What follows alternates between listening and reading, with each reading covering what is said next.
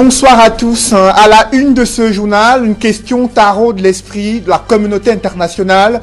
Le grand dialogue national a-t-il produit les résultats escomptés, à savoir ramener la paix dans les régions anglophones? Ce sujet brûlant d'actualité était au cœur des échanges entre le président camerounais Paul Biya et le ministre français des Affaires étrangères Jean-Yves Le Drian. Au-delà de ces questions politiques et sécuritaires, la France souhaite relancer la coopération économique avec le Cameroun. Analyse et décryptage à suivre en ouverture de ce journal. Et les populations qui continuent de se plaindre des infrastructures routières qui sont en piteux état. Nous ferons le point à Douala 5e, mais également à Saint-Mélima, là où un projet devant aller jusqu'à Brazzaville au Congo devait permettre de relier les deux villes, Saint-Mélima et Ouesso au Congo. Où en est-on avec ce projet intégrateur dans la sous-région Afrique centrale? Élément des réponses au cœur de ce journal.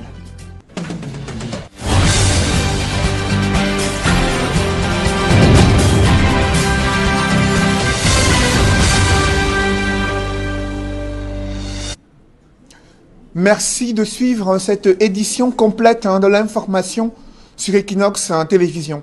D'abord, ces images du président de la République du Cameroun et le ministre français des Affaires étrangères, Jean-Yves Le Drian, a discuté avec Paul Biya au Palais de l'Unité. L'entretien entre les deux personnalités a duré 1h15. Jean-Yves Le Drian a souhaité que la sérénité revienne au Cameroun. Selon l'annonce de son programme officiel, il a discuté sur les questions du grand dialogue national avec le chef de l'État du Cameroun. Et ce soir, il doit en principe rencontrer des parlementaires, des chefs des partis politiques de l'opposition. Et demain, il met le cap sur la ville de Douala pour discuter avec le secteur privé et également rencontrer des jeunes start-upers et évaluer les projets réalisés avec les soutiens financiers de l'AFD et des entreprises françaises, notamment le deuxième pont sous le Vouri.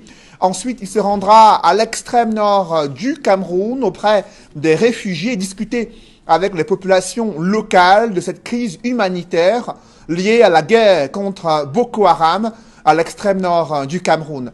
Et parlant de cette infrastructure de transport, à savoir le deuxième pont sur le Vouri, réalisé avec des financements français et par une entreprise française. C'est l'un des ponts qui a coûté le plus cher selon la Banque mondiale. Il a fallu plus de 5 ans pour sa réalisation. Pourtant, le projet devait tenir sur 3 ans. Comment en est-on arrivé là? Quelles sont les différentes péripéties liées à la construction du deuxième pont sur le Vouri qui doit faire l'objet d'une visite de la part du ministre français des Affaires étrangères? Élément de réponse avec Jean-Paul Chouniat. Le deuxième pont sur le fleuve Vouri aurait pu voir le jour au courant de la décennie 90. N'eût été la crise qu'a connue l'économie camerounaise à cette époque-là. Mais la nécessité de cet ouvrage important s'est fait de plus en plus ressentir. Avec l'accroissement continuel du trafic routier, l'intense volume des échanges entre les villes et la démographie galopante dans la ville de Douala, durant les 10 dernières années, ayant précédé le lancement de la construction de ce deuxième ouvrage sur le Vouri.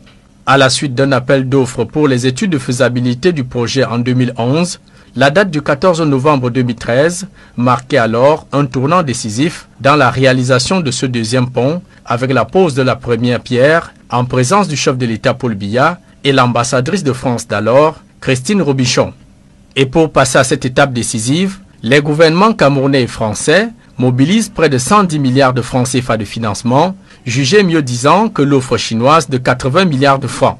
Malgré cette option inexplicable, le chantier conclu pour une durée de 36 mois va alors connaître plusieurs péripéties.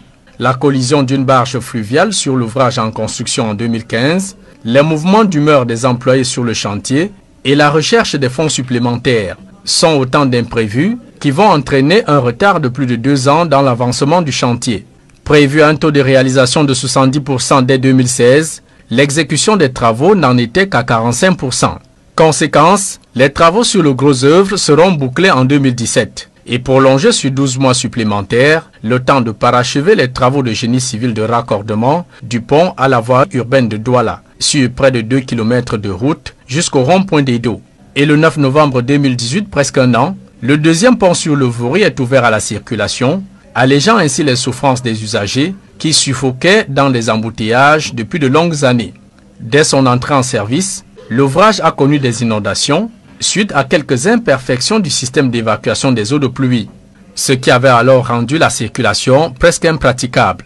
En attendant la réception et l'inauguration officielle du deuxième pont sur le Vouri, les installations électriques et autres accessoires sont régulièrement vandalisées par des citoyens sans foi ni loi. Restons dans la ville de Douala pour évoquer l'enclavement de certaines zones, notamment dans les banlieues du 5e arrondissement de Douala, la zone dit lundi, où les populations sont sorties en masse pour manifester contre l'enclavement de leur zone d'habitation.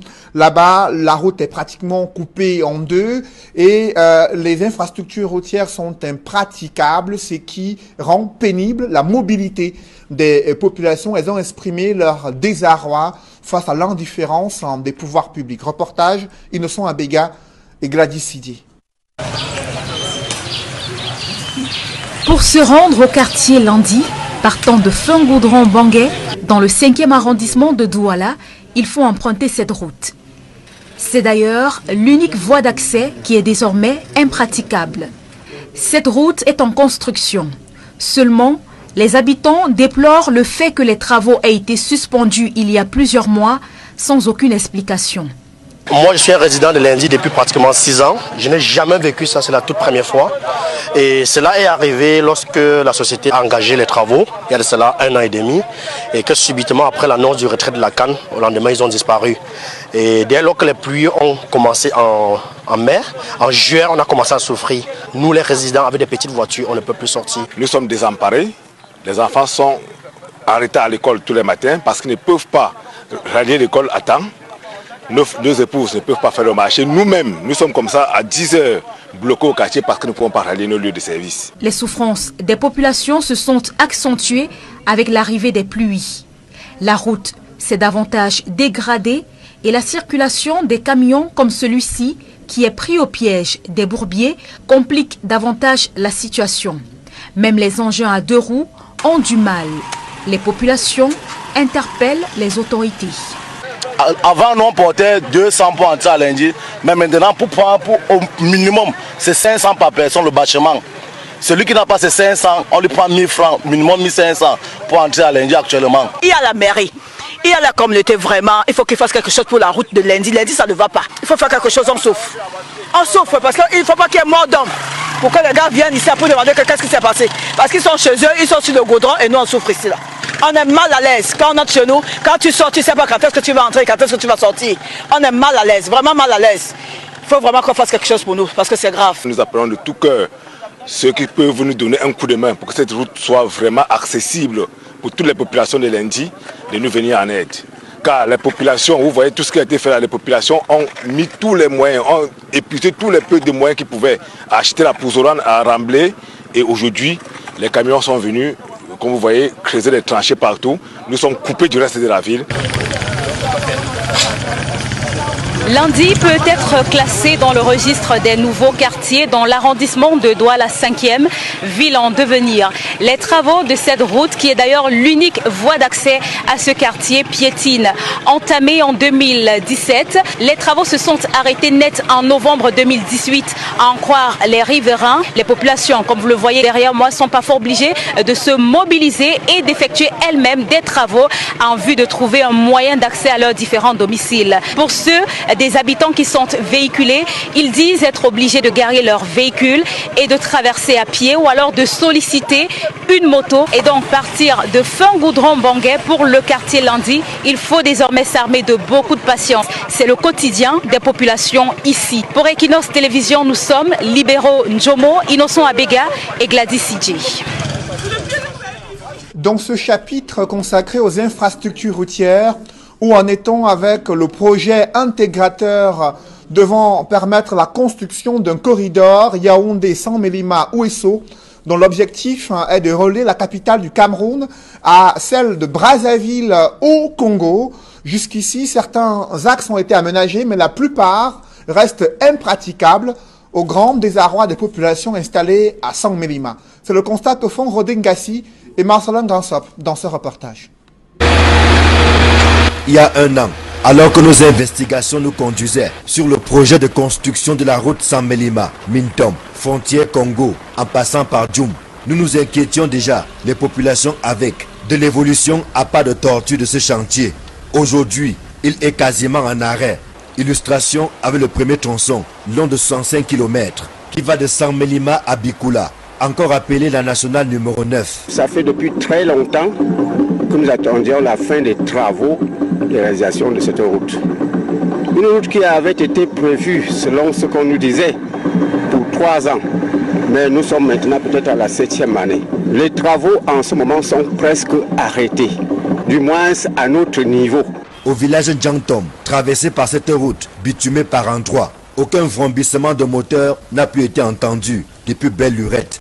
Là où je suis, il y a au moins 3 niveaux où il n'y a pas de goudron, il n'y a rien. On ne sait pas ce qui se passe. Il y a des parties où on a travaillé, des parties qui ne sont pas travaillées. Tout ceci à cause du fait que l'emprise n'a pas été réglementée. On n'a pas payé les emprises.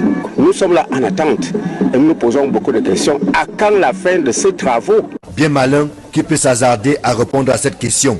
En Djantom, Ndege, comme dans les autres localités traversées par ce projet routier, l'évaluation des biens impartés a laissé un goût plutôt amer qui n'a épargné personne, même pas les dépositaires du pouvoir traditionnel. J'ai eu 2 maisons que j'ai construites. Une qui était une cuisine en 2 pièces et l'autre ma propre maison de la chaufferie qui était en 8 pièces. Ma cuisine a coûté 1 150 000 qui avait 2 pièces et ma propre maison construite 10 ans plus tard a coûté le même montant. Ça veut dire, c'est bien qu'on m'a donné 2 300 000. Ce qui était difficile à comprendre. Je suis obligé de chercher à gauche et à droite pour avoir les petits moyens pour que je puisse me réinstaller en tant qu'autorité traditionnelle. Les requêtes formulées par les personnes expropriées pour cause d'utilité publique dorment dans les tiroirs de l'administration, pendant que sur le terrain, la route n'avance pas. À divers endroits, des maisons d'habitation et autres biens, tels que les tombes et les cultures, jonchent encore l'emprise du projet. À ce jour, seul le tronçon Djoum-Mintom, long de 83 km, a été entièrement bitumé. Pourtant, ce projet intégrateur est censé relier Samelima au Cameroun, à Ouesso au Congo, en désenclavant les zones à forte potentialité économique du Nord Congo et du Sud Cameroun. Les travaux lancés en 2012 évoluent en dents de scie. En plus de la non-libération de certaines emprises, le non-paiement des décomptes et la défaillance de certaines entreprises sont pointés du doigt. Résultat des courses, la route de l'espoir, vantée sur du papier, a pour l'instant cédé la place au désespoir pour les populations des 2 pays voisins. Rappelons que ce projet communautaire et intégrateur porte sur un linéaire de 651 km, dont 316 km du côté camerounais et 335 du côté congolais. Il est financé par plusieurs partenaires au développement.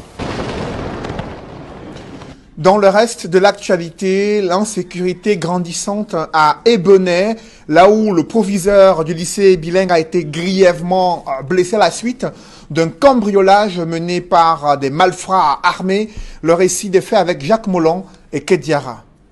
Montée d'insécurité au lycée bilingue d'Ebonay, situé à l'arrondissement de Lonako, dans le département du Mungo. Le proviseur de cet établissement public ainsi que les membres de sa famille vont être victimes d'une violente agression dans la nuit de lundi à mardi par des malfrats munis de machettes. C'est l'arrivée des forces de maintien de l'ordre aux aurores qui va, selon des témoins, permettre à la famille d'avoir un peu d'assistance. On avait trouvé que la porte était fermée, il y avait les enfants dedans, il y avait l'échelle. Ils sont montés sur l'échelle, ils sont entrés au plafond. Maintenant, alors, comme le commandant est venu, il a cassé la porte. On a trouvé les enfants avec le sang. On a tapé le proviseur jusqu'à... On l'a amené à l'hôpital. Un fait qui va avoir une incidence directe sur le reste de l'établissement, déjà traumatisé par la récurrence des attaques qu'on attribue à de jeunes délinquants, avec à leur tête un ancien élève du lycée. Et il n'y avait pas cours aujourd'hui. Et on nous grondait seulement d'aller en classe. Parce qu'il y a souvent qu'on vient aussi, il y a souvent les problèmes au lycée. Les maquisards viennent souvent nous agresser. Ils prennent souvent l'argent des élèves. Ce n'est pas la première fois qu'un proviseur est agressé à Ebonay. Jamais une attaque passée ne s'était faite avec autant de violence. Désormais, élèves et enseignants se sentent en insécurité. Ça nous fait peur. Parce que chaque année, des trucs comme ça. Tous les proviseurs qui viennent ici au lycée, ils n'ont jamais eu ce coup, mais souvent quand il y a souvent les bandits viennent, ils commencent à voler, mais ils n'ont jamais fait à ce qu'ils tapent le proviseur. Le personnel enseignant du lycée bilingue des Bonnets a été mis en stand-by. Les cours reprendront quand les mesures de sécurité seront de nouveau garanties. Une réunion s'est d'ailleurs tenue à cet effet avec les autorités de la ville. Il ressort de cette réunion que les cours doivent effectivement reprendre dans ce lycée bilingue situé à Ebonné dans le département du Mungo. Et non loin de là, dans la région du sud-ouest, dans le chaudron de la crise anglophone, les éléments du bataillon d'intervention rapide multiplient les actions de proximité avec les populations, notamment des campagnes visant à pouvoir mener des consultations gratuites pour les populations, la distribution des médicaments afin de les rassurer sur le rôle de l'armée dans le chaudron de la crise anglophone. D'autres précisions avec Nadine Yambou. Dévasté et meurtri par plus de 3 années de guerre, Mai 14 sur l'Ars Kumba Muyoka dans la région du sud-ouest tourne au ralenti. Ici, les activités des populations ont pris un sérieux coup. Même le centre de santé du coin est devenu l'ombre de lui-même. Le personnel soignant a plié bagages, privant ainsi les malades des soins de santé. Présents dans la zone, les éléments des forces de défense et de sécurité ne sont pas toujours perçus comme des protecteurs. Ces consultations gratuites et dons en matériel médical ont pour but de rassurer les populations et consolider le lien armée-nation. Dans le cadre du concept armée-nation, l'armée se rapproche des populations sinistrées et plus particulièrement ici à Manfloti, les populations sont favorables. Nous sommes là pour leur montrer que nous sommes avec elles. Nous tous nous formons un. Nous devons travailler la main dans la main pour le bien de notre pays. Une démarche fortement appréciée par ces populations privées de soins depuis des années. Ce sont au total 214 personnes qui ont bénéficié d'une assistance médicale. Nous vous disons merci, nous vous disons vraiment merci pour ce geste. Dans cet élan de solidarité, les membres de l'équipe médicale du 6e bataillon d'intervention rapide se sont rendus à l'orphelinat Moda House Orphanage, où en plus d'avoir administré des soins de santé aux pensionnaires, ont procédé à la distribution de quelques présents. Cette initiative que les populations souhaitent voir se pérenniser a été l'occasion pour les forces de défense et de sécurité de réaffirmer leur proximité vis-à-vis des populations et d'appeler celles-ci à fournir plus d'informations dans la lutte contre l'insécurité que répandent les groupes armés dans la région du sud-ouest. Et dans le nord-ouest, l'armée camerounaise dément l'attaque du cortège du gouverneur annoncé lundi dernier. Dans un communiqué, le chef de la division de la communication du ministère de la Défense précise qu'il n'y a aucun bilan humain et matériel lourd. Le capitaine de frégate Cyril C.H. Atonfak met en garde contre cette manipulation visant à saper le moral des soldats camerounais. Il précise que le gouverneur du Nord-Ouest a procédé lundi dernier en paix et en sécurité et dans une grande ferveur populaire à l'installation du préfet de la Meusam. L'armée reste, dit-il, plus que jamais engagée dans les opérations de restauration de la paix, indispensables à la libre circulation des biens et des personnes dans des parties du territoire camerounais en proie à la barbarie. C'est en substance un communiqué de l'armée camerounaise. Où en est-on avec les projets visant à améliorer les conditions de production des petites et moyennes entreprises au Cameroun?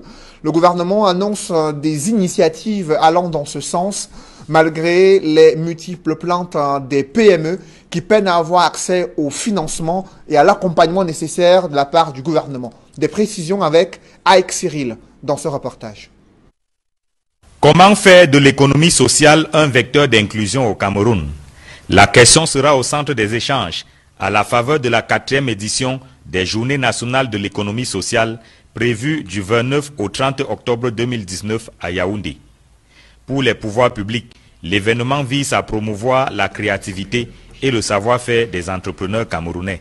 Nous allons, dans le cadre de ces travaux au Palais des Congrès, réfléchir ensemble avec tous ceux-là qui sont invités sur les modalités à travers lesquelles nous allons davantage concrétiser l'économie sociale, pour que les modalités de réalisation de l'inclusivité de l'économie sociale soient mieux définies. Environ 250 participants sélectionnés dans les 10 régions du Cameroun sont attendus aux Journées nationales de l'économie sociale. Le gouvernement annonce qu'ils recevront les moyens nécessaires pour se rendre à Yaoundé. C'est des acteurs qui, dans chacune de nos régions, ont déjà pu mettre à disposition, se sont illustrés comme de véritables acteurs de l'économie sociale, mais qui en même temps, en termes d'innovation sociale, de créativité et surtout de capacité à répondre aux problématiques que pose aujourd'hui le développement de l'économie sociale, ont engrangé des résultats. Il y a des frais de participation qui ont été engagés pour assurer leur transport sur Yaoundé, de leurs différents lieux où ils se trouvent, de façon à ce qu'on puisse avoir la participation la plus inclusive, la plus large possible. Reste que la 4e édition des Journées nationales de l'économie sociale est annoncée, alors que la 3e édition a laissé un arrière-goût d'inachevé.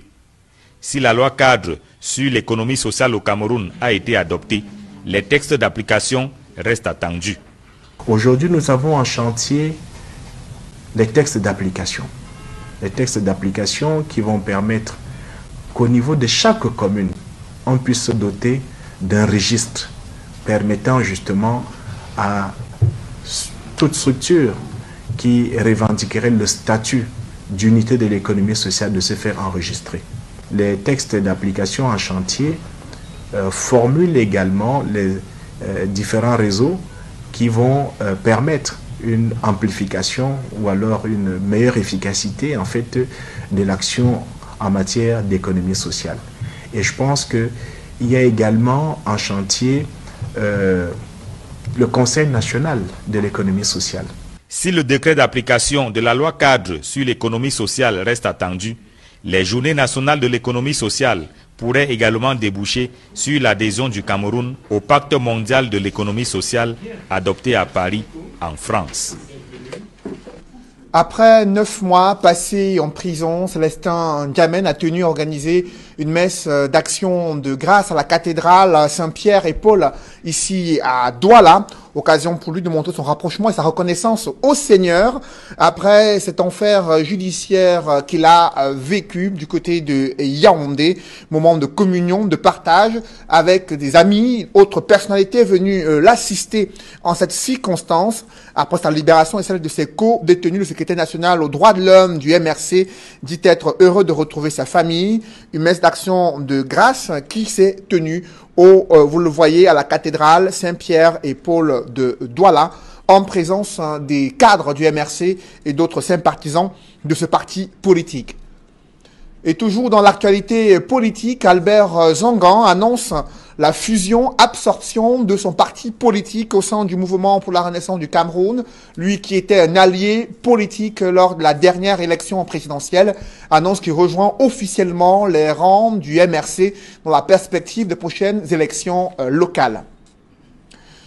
Des reportages dans ce journal, les femmes rurales qui bénéficient du soutien des forces vives dans le département du Honkam.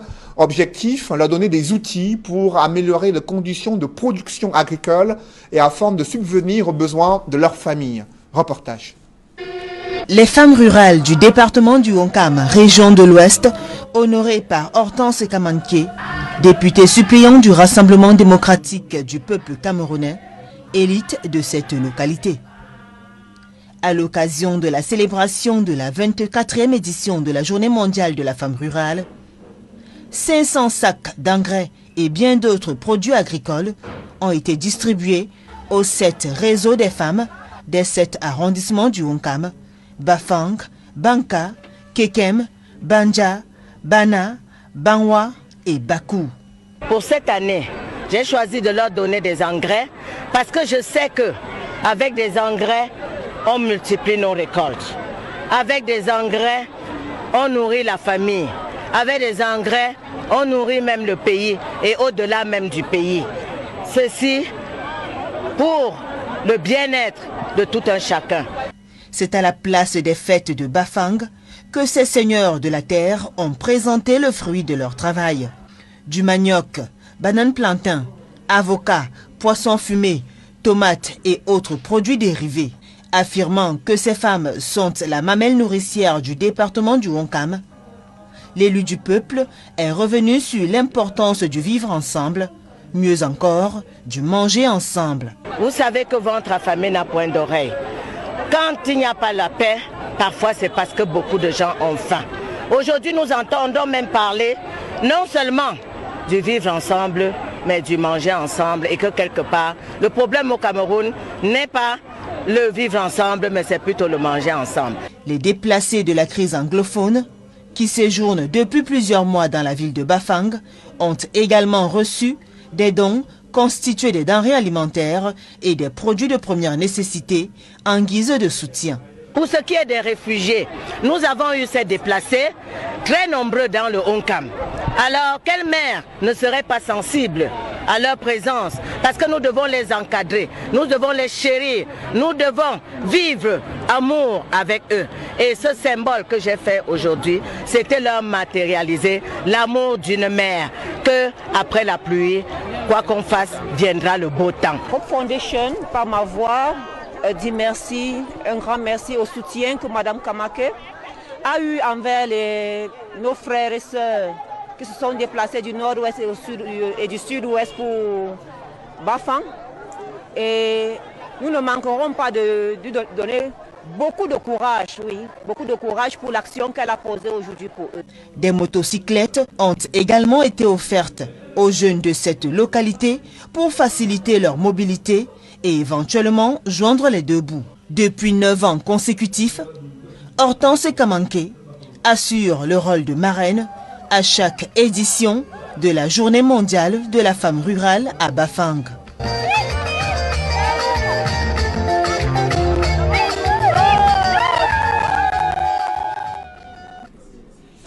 MTN Cameroun a lancé sa caravane promotionnelle pour permettre à ses abonnés de téléphonie mobile de gagner une voiture ou alors un crédit de 5 000 francs CFA toutes les 5 minutes.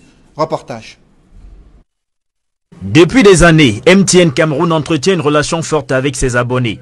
L'entreprise leader dans le secteur de la téléphonie mobile au Cameroun a décidé de célébrer ce fort partenariat basé sur la qualité du service et la confiance en offrant des cadeaux à ses abonnés en cette fin d'année 2019. C'est la fin d'année, c'est la célébration. MTN veut dire merci à tous ses abonnés. Alors, nous avons déjà commencé à donner 5 000 francs toutes les 5 minutes à nos abonnés. Et vous voyez cette voiture-là. Nous allons en donner une chaque semaine à un abonné.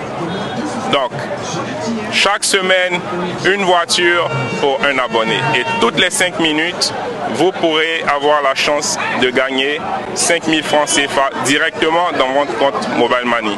Pour gagner, c'est très simple. Il suffit d'acheter vos forfaits data, voix ou SMS de plus de 250 francs CFA ou de faire une transaction Mobile Money de plus de 5 000 francs.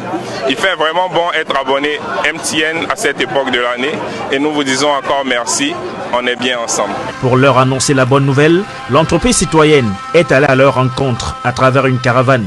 Cette caravane ne se fait pas uniquement à Douala, nous sommes partout sur l'ensemble du territoire ici au Cameroun. Donc depuis Yaoundé, Bafoussam, etc. nous avons des caravanes partout.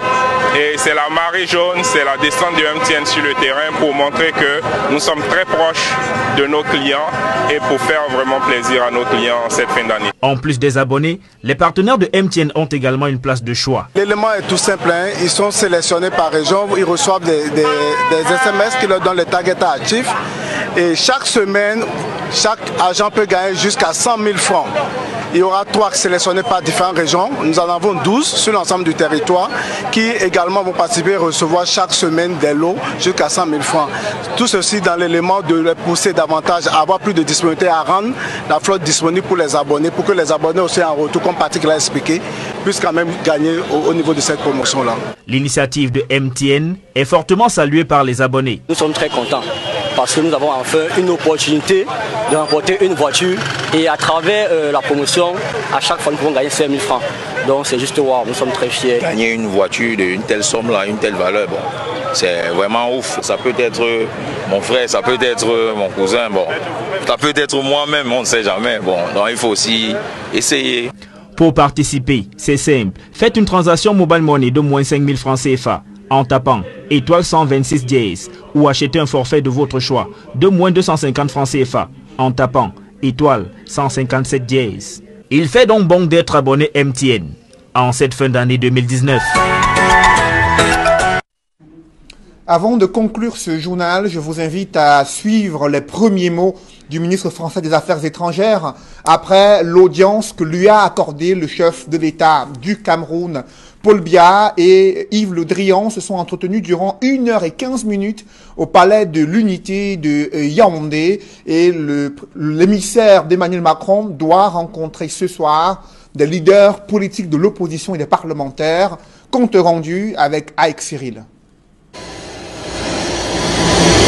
Accueilli à l'aéroport international de Yaoundé-Simalène par René Emmanuel Sadi, ministre de la Communication, Jean-Yves Le Drian, ministre français des Affaires étrangères, entame sa visite au Cameroun par un entretien au palais de l'Unité avec le président Paul Biya. Une audience qui se situe dans le prolongement du tête-à-tête Biya-Macron il y a quelques jours à Lyon, en France. Cette visite s'inscrit dans le prolongement de l'entretien qu'a eu le président Biya avec le président Macron il y a quelques jours à Lyon. Et ensuite, cela vient dans un moment où, dans ce pays, la réconciliation est en marche. Et donc, je suis venu pour dire combien la France se voulait, avec le Cameroun, être dans une phase de relance d'une relation historique très forte, mais qui va trouver maintenant une nouvelle dynamique. Pendant 1h40 environ, Paul Biya et Jean-Yves Le Drian évoquent également des sujets liés au grand dialogue national qui vient de se tenir au Cameroun. Nous souhaitons accompagner les efforts de paix, d'apaisement qui ont été développés depuis quelques jours, depuis quelques semaines, en particulier à la suite du grand dialogue national, pour que le Cameroun retrouve sa sérénité. Nous avons pour cela beaucoup d'atouts, l'expérience de notre collaboration depuis de nombreuses années, mais aussi le fait que nous avons aussi l'expérimentation de la décentralisation. Or, une des leçons du grand dialogue national porte sur ce point. Et puis nous avons aussi une collaboration dans le domaine des infrastructures, dans le domaine de l'énergie, dans le domaine du développement. Après le palais de l'Unité, l'agenda de Jean-Yves Le Drian prévoit une rencontre avec des leaders politiques camerounais ainsi qu'une visite des projets financés par la France au Cameroun, notamment le pont sur le Vouri. Mais en attendant, le ministre français des Affaires étrangères a été fait grand officier de l'ordre du mérite camerounais. Mesdames, messieurs, c'est la fin de ce journal. Merci de l'avoir suivi. Juste après cette édition de 20h, retrouvez Serge Alain Autou et ses invités pour le débrief du journal sur le plateau d'Equinox Soir. Serge Alain. Après Jean-Yves Le Drian, ministre français de l'Europe et des Affaires étrangères, le chef de la diplomatie française va s'entretenir avec quelques leaders politiques camerounais. Cette rencontre doit en principe se tenir ce soir du côté de Yaoundé, mais avant vous avez suivi la teneur des échanges entre Paul Biya et Jean-Yves Le Drian qui vient, vous l'avez suivi, relancer la coopération entre Paris et Yaoundé. Il a insisté sur l'expérience que la France a en matière de décentralisation pour accompagner le Cameroun dans la mise en œuvre des recommandations formulées lors du grand dialogue national. Il a évoqué la nécessité pour le Cameroun de retrouver la sérénité et le fait que la France se tient disposée à pouvoir l'accompagner dans cet effort. Au terme de cette audience que lui a accordé le chef de l'État du Cameroun, il doit également pouvoir évaluer les projets financés par la France, notamment le deuxième pont sur le Vouri, dont les péripéties ont été évoquées dans ce journal. Un pont qui a coûté plusieurs centaines de milliards de francs CFA, l'un des plus chers sur le continent africain selon la Banque mondiale, et qui a mis plus de temps que prévu pour être construit. Vous avez suivi les différentes étapes de construction de ce deuxième pont sur le Vouri, financé par la France et le Cameroun. 141,6 milliards de francs CFA pour le deuxième pont sur le Vouri. Madame, Monsieur, c'est dans l'essentiel. Equinox Soir, deuxième partie. Bonne soirée à vous, Cédric. Bonne soirée à vous, Serge Alain. Rendez-vous lundi, 20h. Rendez-vous lundi, 20h. Madame, Monsieur, dans un instant, la suite. Equinox Soir.